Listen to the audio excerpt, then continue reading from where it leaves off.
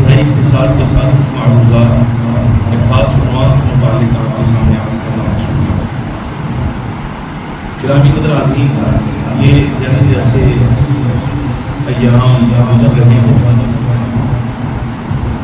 وعدہ الہیہ کے مطابق اور حضور اکرم سید العالمین صلی اللہ علیہ وسلم کے فرامین کے مطابق ہر گزرنے والا دن ہمیں روزے قیامت کے قائم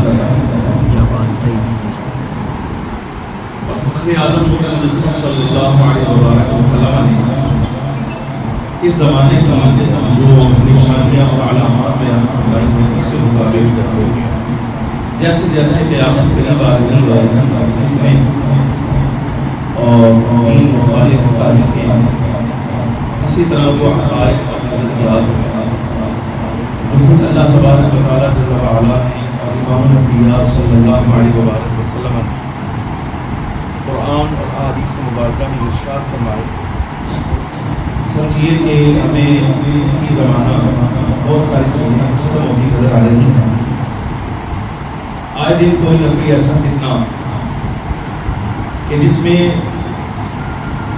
اب فتنہ اٹھانے والا فتنہ کرنے والا آدمی جو ہے وہ کسی چھوٹی چیز پر بات نہیں کرتا، اللہ تبارک و تعالیٰ جل وعلا اور اس کے حبیب اکرم محمد صلی اللہ علیہ وسلم کی ذات والا صفات پر جب تک کوئی جملہ نازیبا کس نہیں لیتا اس وقت تک اس کو آرام نہیں آتا۔ حالات یہ ہے کہ وہ چیزیں جو ضروریات دین میں سے ہیں ان پر بھی، اور کچھ چیزیں ایسی جو ضروریات مذہب ہیں ان پر بھی بندہ نقد کرتے ہوئے، جرا کرتے ہوئے اور ان کی بنیادوں کو بھی ہلاتے ہوئے گھبراتا نہیں ہے۔ وہ جب بھی زبان کھولتا ہے یا اللہ تبارک و تعالیٰ جل وعلا کے بارے میں بے ادبی کے الفاظ کہتا ہے یا حضور اکرم سید العالمین صلی اللہ علیہ وسلم کے بارے میں کچھ الفاظ ایسے نازیبہ کہہ دیتا ہے، یا اصحاب کرام کے بارے میں حضور اکرم صلی اللہ علیہ وسلم کی آل بیت کے بارے میں، یا اولیاء الصالحین کے بارے میں جن کا تقویٰ پرہیزگاری سالوں سال سے مسلم ہے، ایسی شخصیات میں جب تک بندہ نقد نہیں کر لیتا یعنی دین کی بنیاد نہیں ہلا لیتا اس وقت تک اس کو آرام نہیں۔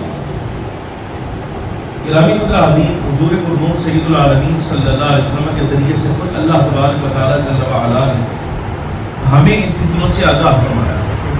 اللہ تبارک و تعالیٰ جل وعلا قرآن عزیز میں ارشاد فرماتا ہے وَاعْتَصِمُوا بِحَبْلِ اللَّهِ جَمِيعًا، اے اہل ایمان تم سارے کے سارے اللہ کی رسی کو مضبوطی سے تھام لینا، وَلَا تَفَرَّقُوا اور آپس میں فرقوں میں تقسیم نہ ہو جانا، وَاذْكُرُوا نِعْمَةَ اللَّهِ عَلَيْكُمْ اور اس نعمت کو یاد کرو جو اللہ نے تم پر کی۔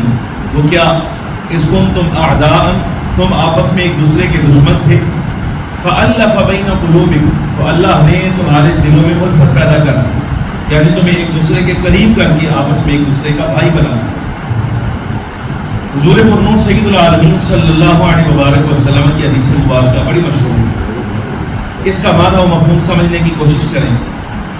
آقا دو عالم نبی محتشم صلی اللہ علیہ وسلم نے ارشاد فرمایا میری امت پر ایک زمانہ وہ آئے گا کہ ان کا حال ایسے ہو جائے گا جیسے بنی اسرائیل کا تھا، یعنی سرکار نے ارشاد فرمایا یہ بنی اسرائیل کے ساتھ عادات میں ایسے برابر ہو جائیں گے جیسے ایک جوتا دوسرے جوتے کے برابر ہو، حذو النعل بالنعل آقا دو عالم صلی اللہ علیہ وسلم کے لفظ ہیں۔ فرمایا جس طرح ایک جوتا دوسرے جوتے کے برابر ہے ایسے ہی یہ عادات میں بنی اسرائیل کے موافق ہو جائیں گے، حتیٰ کہ نبی پاک صلی اللہ علیہ وسلم نے ارشاد فرمایا کہ بنی اسرائیل میں اگر کوئی شخص اعلانیہ طور پر اپنی ماں کے ساتھ بدکاری کا مرتکب ہوا ہے تو میری بھی امت کا ایک شخص اپنی ماں کے ساتھ بدکاری کا ارتکاب کرے۔ معنی اس کا یہ ہے، یہ سمجھ آپ کے ذہن میں اگر اشکال آئے تو اس کا جواب لیں۔ اشکال یہ ہے یہ کیسے ہو سکتا ہے کلمہ پڑھنے والا مسلمان ہے اور کلمہ پڑھتا ہے، مسلم ریاست میں رہتا ہے، نبی پاک صلی اللہ علیہ وسلم کا امتی ہونے کا دعوے دار ہے، کیا وہ اس طرح کے برے فعل کا ارتکاب کرے گا؟ اس کا جواب یہ ہے امت حضور اکرم صلی اللہ علیہ وسلم کی دو طرح کی ہے۔ ایک امت وہ ہے جنہوں نے آقا دو عالم نبی محتشم صلی اللہ علیہ وبارک وسلم کے بارے میں حضور کا کلمہ پڑھا ہے، وہ مسلمان ہیں، مومن ہیں. اور دوسرے وہ ہیں جو سرکار کے زمانے میں تو آئے ہیں لیکن انہوں نے حضور کا کلمہ نہیں پڑھا، حضور کا کلمہ نہیں پڑھا، یعنی کافر. یعنی ویسے حضور کے زمانے میں اٹھائے جانے کے اعتبار سے یہ بھی امت حضور کی کہلائیں گے، لیکن اس معنی میں نہیں جو سرکار دو عالم صلی اللہ علیہ وسلم کا کلمہ پڑھنے کے اعتبار سے جیسے امت کہلاتی ہے. یہ اشارہ ان لوگوں کی طرف ہے کہ جو ہیں اسی زمانے میں لیکن سرکار کا کلمہ نہیں پڑھتے.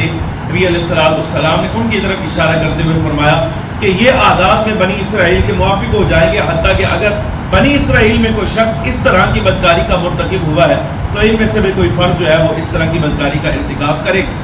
حتیٰ کہ امام الانبیاء صلی اللہ علیہ وسلم نے ارشاد فرمایا، جملہ آج عمران صاحب نے آپ کو بلایا ہے شاید اس لیے کہ شاہ جی کی گل سن لینا، موبائل تھوڑی دیر جیب میں ڈالیں. میں دیکھ رہا ہوں مگر نہ اب نام دے کے کیا دوں گا، موبائل جیب میں ڈالیں. میں آپ کے ساتھ بات کرنے کے لیے کلاس چھوڑ کے آیا ہوں، آپ کے ساتھ بات کرنے کی. یہ میری کلاس شاید ہو سکتا ہے آپ سے زیادہ اہم ہوتی، لیکن حاجی صاحب کے کہنے پر میں آ گیا ہوں. گزارش ہے، بات آپ سے کر رہا ہوں، اس کو سن لیں. میری گفتگو ختم ہو جائے 2 4 5 منٹ 10 منٹ مزید ہیں، ابھی اذان ہو جائے گی تو آپ کی جان کی خلاصی میرے سے ہو جائے گی. حاجی صاحب نے کر آپ کے سامنے پیش کر بات سنیں، اہم ہے.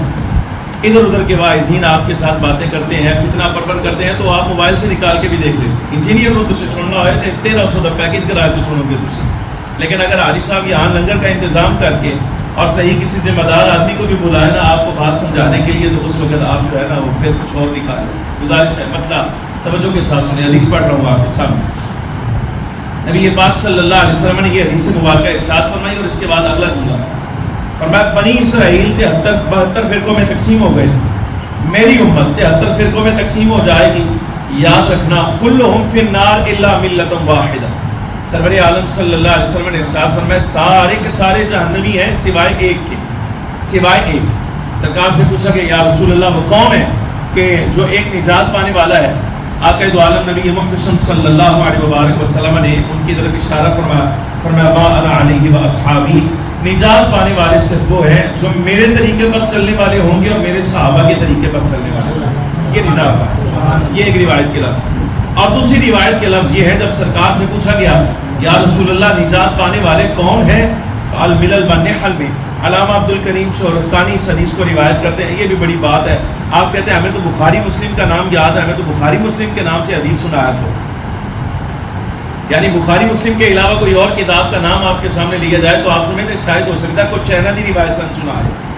حالانکہ بات یہ یاد رکھیے گا، حدیث کا تعلق کبھی بھی کتاب کے ساتھ نہیں ہوتا، نبی پاک صلی اللہ علیہ وسلم کے فرمان کے ساتھ ہوتا ہے. آپ کی توجہ اس بات کی طرف نہیں جانی چاہیے کہ جناب کس کتاب سے بیان کر رہا ہے اور جو ہے حوالہ کس کا دے رہا ہے. آپ کی بات کس طرف جانی چاہیے، توجہ آپ کی حوالہ کس کا دے رہا ہے؟ سرکار دو عالم صلی اللہ علیہ وسلم کا.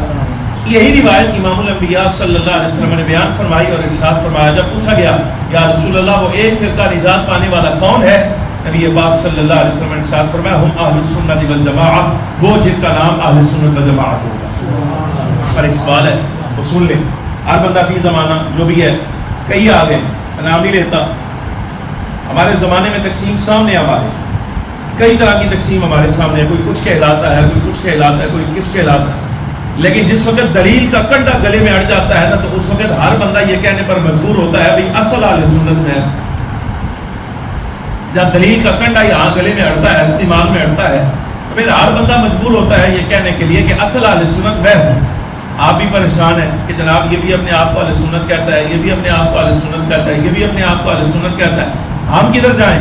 اس کا جواب سادہ صحیح ہے کہ یاد رکھیے گا کوئی بندہ اپنے منہ سے اپنی زبان سے چاہے جیسا مرضی کہتا رہے کہ میں اہل سنت ہوں، میں اہل سنت ہوں. اہل سنت ہونے کا مدار یہ نہیں کہ بندہ زبان سے دعویٰ کرے. اہل سنت ہونے کا مدار اس بات پر ہے کہ کون ایسا بندہ ہے جو اہل سنت کے مسلمہ اصولوں پر آج کاربند ہے، عمل کر رہا ہے. وہ اصول جو صحابہ کرام رضی اللہ تعالیٰ مجمعین کے زمانے سے چل رہے ہیں اور فی زمانہ آج تک تبدیل نہیں ہو سکے. جو بندہ ان مسلمہ اصولوں پر آج بھی کاربند ہے وہ اپنے منہ سے اہل سنت کہے گا تو تسلیم کیا جائے گا. اگر اپنے منہ سے اپنے آپ کو اہل سنت کہتا رہے لیکن اس کا عمل، اس کا عقیدہ، نظریہ اس مسلمہ اصول اور قاعدے کے خلاف ہے جو صحابہ کرام علیہ رضوان سے چلا ہے، تو ایسا بندہ اپنی زبان سے اہل سنت ہو سکتا ہے عند اللہ و عند الرسول، یہ بندہ مسلم عند اہل سنہ و جماعہ میں سے نہیں ہو سکتا.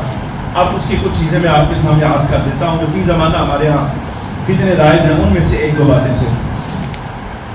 اہل سنت کا پہلا مسلمہ اصول سب سے پہلا وہ یہ ہے کہ ہر وہ بندہ جو کلمہ پڑھ رہا ہے اس پر لازم ہے وہ اللہ تبارک و تعالی جل وعلا کی توحید پر کاربند رہے، رب العالمین جل وعلا کو وحدہ لا شریک مانے. اور رب کو وحدہ لا شریک ماننے کا معنی یہ ہے وہ اقرار کرے اس بات کا عبادت کے لائق، سجدہ کے لائق اور بندگی کے لائق اگر کوئی ذات ہے تو صرف اللہ تبارک و تعالی واجب الوجود ہے، اللہ کے سوا عبادت کے لائق کوئی نہیں. وہ اس بات کو تسلیم کرے، یہ ہے توحید. اس کے بعد جس وقت وہ سجدہ کرے گا، عام عظیم فرض کا سجدہ کرے، سنت کا کرے، نفل کا کرے، حتیٰ کہ شکرانے کا بھی کرے گا، اللہ تبارک و تعالیٰ جل وعلا کے لیے کرے گا. اگر کوئی بندہ غیر اللہ کو سجدہ کرتا ہے، ہم اہل سنت کے نمائندے آپ کے سامنے بیٹھ کے کہہ رہے ہیں، ہم اہل سنت کے نمائندے آپ کے سامنے بیٹھ کر یہ بات کہہ رہے ہیں غیر اللہ کو سجدہ حرام ہے. حرام